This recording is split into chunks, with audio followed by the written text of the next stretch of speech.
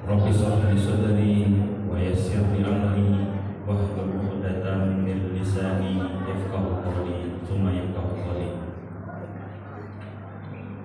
Yang sama-sama kita muliakan para ahli ulama, asatidzah, guru-guru kita, orang tua kita, yang sama-sama kita hormati pengurus masjid beserta jajaran, bapak-bapak, ibu-ibu, adik-adik, hadirin wal hadirat yang insyaallah kita semua diberkahi oleh Allah Subhanahu wa taala. Allahumma amin. Bersyukur kita kepada Allah pastinya dengan senantiasa selalu kita ucapkan alhamdulillahi rabbil alamin, alhamdulillahi ala kulli hal. Segala puja, segala puji hanya milik Allah Subhanahu wa taala. Berkat nikmatnya alhamdulillah di malam ke-8 di bulan suci Ramadan ini kembali kita dapat melaksanakan sholat fardu isya berjamaah, dan insyaallah sebentar lagi kita juga akan melaksanakan sholat sunnah tarawih dan witir berjamaah di masjid yang penuh diberkahi oleh Allah Subhanahu wa taala. Berselawat kita kepada Nabi kita Nabi Muhammad SAW, juga dengan senantiasa selalu kita ucapkan Allahumma sholli ala sayyidina Muhammad wa ala ali sayyidina Muhammad wa ala alihi wa ashabihi ajma'in. Assalamualaikum ya Rasulullah, assalamualaikum ya Habibullah, assalamualaikum ya Nabi Allah. Untuk apa kita bersolawat? Untuk apa kita selalu memperbanyak membaca solawat? Ketika kita berada di dunia ini, ketika membutuhkan bantuan, membutuhkan pertolongan, kita bisa minta bantu kepada saudara kita. Kita bisa minta tolong kepada kerabat dekat kita, sanak famili kita, tetangga kita. Akan tiba suatu masa, suatu hari yang mana telah digambarkan dalam Al-Quran. Apa kata Allah? Yauma yafirul mar'u min akhi wa ummihi wa abihi wa sahibatihi wa banihi. Akan tiba suatu masa, suatu hari, seseorang akan meninggalkan saudaranya. Seorang ibu akan meninggalkan anak-anaknya, istri meninggalkan suaminya, suami meninggalkan istri, kedua orang tua meninggalkan anak-anak, pun anak-anak meninggalkan kedua orang tuanya. Saat itu semua disibukkan untuk mempertanggungjawabkan urusannya masing-masing, maka tidak ada yang dapat membantu, tidak ada yang dapat menolong, kecuali bantuan itu datangnya dari syafaat Nabi kita Nabi Muhammad sallallahu alaihi wasallam, dan pastinya pertolongan dari Allah Azza wa Jalla. Maka dengan kita senantiasa selalu terus-menerus memperbanyak membaca solawat kepada Nabi kita Nabi Muhammad sallallahu alaihi wasallam, mudah-mudahan kita semua termasuk golongan orang-orang yang mendapatkan bantuan syafaat dari Nabi kita Nabi Muhammad sallallahu alaihi wasallam dan pertolongan dari Allah Azza wa Jalla. Allahumma amin. Bapak-bapak, ibu-ibu, hadirin wal hadirat jamaah yang dirahmati Allah. Masya Allah, subhanallah, kegiatan kita di bulan Ramadan ini banyak kegiatan-kegiatan positif, diantaranya pengembangan untuk anak-anak kita. Dari masjid kita sendiri, dari MDTA-nya ada menghafalkan surah. Kemudian ada mungkin juga utusan dari sekolah-sekolah untuk menjadi dai dan daiyah, dan banyak kegiatan-kegiatan positif. Insya Allah semuanya kita doakan, mudah-mudahan anak-anak kita menjadi anak-anak yang soleh dan solehah. Allahumma amin. Bapak-bapak, ibu-ibu, hadirin wal hadirat jamaah yang dirahmati Allah. Pada malam ke-8 ini, tema santapan Ramadan kita, yaitu menjadi istri idaman untuk suami. Ini khusus ibu-ibu ya. Tapi nanti malam besok dilanjutkan lagi. Selanjutnya, suami idaman para istri. Ya. Malam ini judulnya menjadi istri idaman suami. Masya Allah. Ini untuk ibu-ibu dan bapak-bapak juga mesti harus dengarkan. Ya. Allah Subhanahu wa taala katakan dalam surah Al-Baqarah ayat 187, apa kata Allah? A'udzu billahi minasyaitonir rajim. Hunna libasul lakum wa antum libasul lahun. Hunna libasul lakum. Mereka para istrimu adalah pakaian bagimu, dan antum dan kita semua adalah pakaian untuk istri-istri kita. Istri kita, istri-istri ini banyak. Kita pun pakaian bagi istri kita. Lalu kita pasti ingin memiliki istri kita ini menjadi istri yang idaman. Nah, bagaimana? Telah diajarkan dari agama kita, agama Islam, umat Nabi kita Nabi Muhammad Sallallahu Alaihi Wasallam, bagaimana istri idaman itu. Yang pertama, catat Bu, ini nanti pulang dari sini, nanti mudah-mudahan suaminya senyum-senyum melihat. Yang pertama, menjadi istri yang taat kepada suami dan tidak sombong, walaupun dari status pendidikannya istri ini lebih tinggi dibandingkan dengan suami. Ini terkadang permasalahan ini menjadi masalah. Istrinya sarjana S1, suaminya tidak kuliah.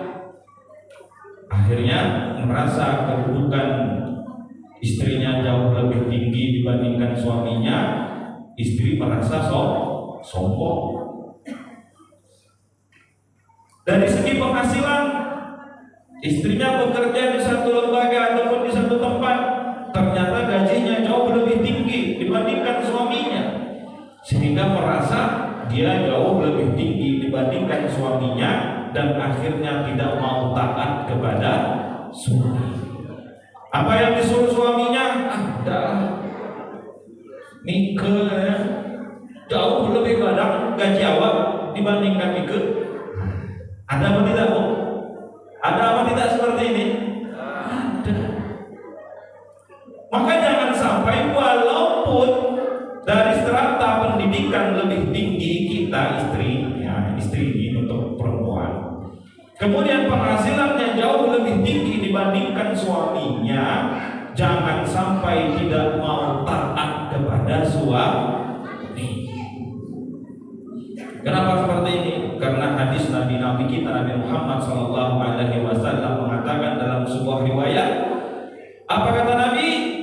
Apabila, yang artinya apabila seorang wanita sholat fardu 5 waktu, kemudian puasa di bulan suci Ramadan, kemudian dia menjaga farjaha, menjaga kemaluan, menjaga kehormatannya, kemudian dia taat kepada suaminya, wakilalaha, kemudian akan dikatakan kepadanya apa?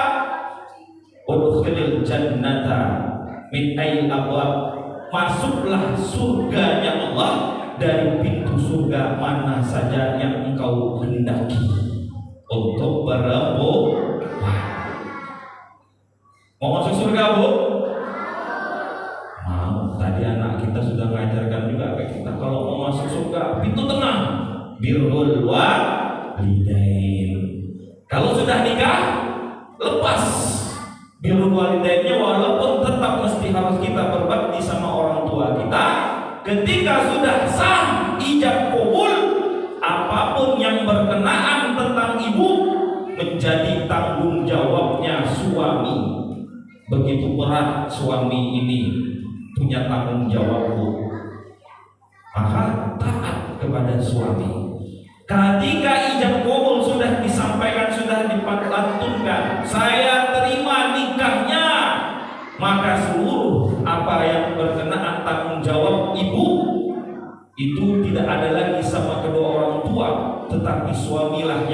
bertanggung jawab, pindah. Kalau pintu tengahnya tadi orang tua, kata anak kita tadi, ini pindah ke siapa lagi? Bu? Pindah ke siapa, Bu? Pindah ke suami. Maka kalau ibu bisa taat kepada suami, tidak melihat kedudukan, strata, pendidikan, penghasilan, walaupun suami kita biasa-biasa saja, tapi kita taat kepadanya, akan dikatakan kepadanya kelak, masuklah surganya Allah dari pintu mana saja yang engkau inginkan. Mau Bu? Mau Bu? Mau. Alhamdulillah. Yang pertama. Yang kedua, istri idaman untuk suami, yaitu istri yang menjaga harta suaminya dan menjaga dirinya ketika suami tidak berada di rumahnya. Kata dalam sebuah riwayat dikatakan bahwasanya harta yang paling sangat indah, berharga dimiliki seorang suami, yaitu mar'atun solehatun, istri yang solehah, yang mana istri tersebut apabila dipandang ia menyenangkan hati suaminya, kemudian apabila ia ditinggalkan, ia menjaga harta suaminya dan menjaga kehormatannya. Ini yang kedua, Bu. Jaga apa, Bu? Jaga kehormatan dan jaga harta suaminya. Yang terakhir, yang ketiga, waktu kita terbatas. Yang terakhir, Bu, mau dengarkan, Bu? Nah, ini yang lebih bagus ini, Bu, ini yang visual. Yang terakhir, berhias, berdandan untuk suami, sehingga nanti suaminya tidak melirik kepada wanita yang lain. Berhias, berdandan ke suami, Bu, bukan ke acara pernikahan, bukan ke tempat-tempat apa? Tempat-tempat ada kegiatan dan lain sebagainya. Boleh, silahkan mau berdandan juga. Tapi kalau di rumah, dandannya jauh lebih cantik. Jangan sampai ini di rumah nggak pernah dandan, tibanya ada acara, ada kegiatan, oh masya Allah, dandannya menor, lipstick sampai ke hidung, alis mata yang terpisah ini disambung.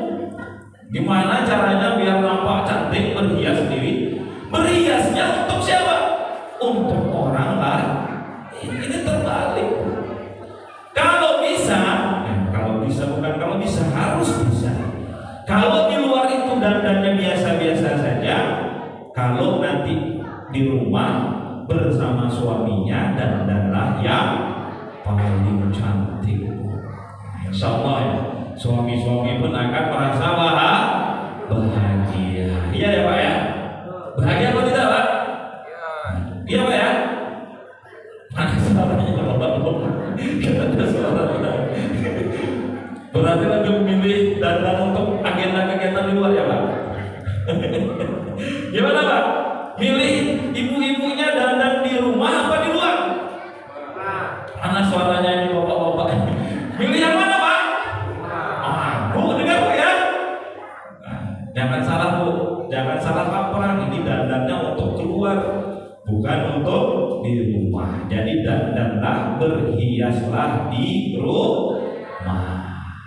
Yang tadi Bu, dalam sebuah riwayat disebutkan, idza da'a rajulu imra'ataha ila firashiha, apabila sang suami memanggil istri untuk datang ke kamar. Apa selanjutnya? Fa'idha saya grogi.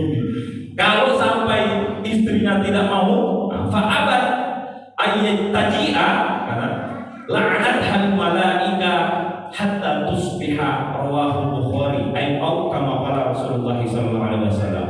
Apabila sang istri dipanggil suami ke kasur, ke kamarnya, kemudian enggan, tidak mau bu, la'anat hal malaika hatta tusbiha, maka mendapatkan laknatnya Allah sampai pagi tiba.